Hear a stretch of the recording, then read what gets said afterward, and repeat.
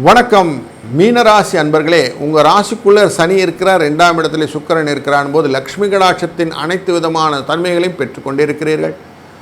புத்தியை கொஞ்சம் மெதுவாக வச்சுக்கிட்டாங்க, எல்லா விஷயம் வேகமாக ஓடும் அப்படிங்கிறதுனால புத்தியை கட்டுக்குள்ளே கொண்டு வந்துருக்கிறார் சனி பகவான். எப்போ வேகத்தை குறைத்து விட்டீர்களோ அப்போ விவேகம் வேலை செய்யும். அதனால் பணம் வருவதற்கான வாய்ப்புகள் அனைத்தும் வந்துவிடுகிறது.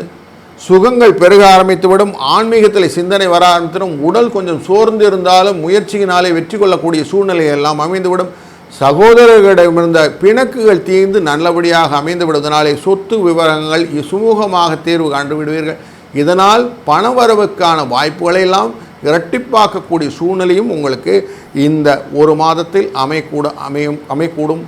அதனாலே திருமண விஷயங்கள் தடைபட்டு இருப்பவர்கள் திருமணத்திற்கான செய்கைகள் எல்லாம் செய்தீர்களானால் நல்லபடியாக திருமணம் நடக்கும் என்பதையும் மனதில் கொண்டால் இந்த சுக்கிரனின் பெயர்ச்சி உங்கள் வாழ்விலே ஒரு நல்ல ஒளியை ஏற்றி தரட்டும். வாழ்க வளத்துடன்.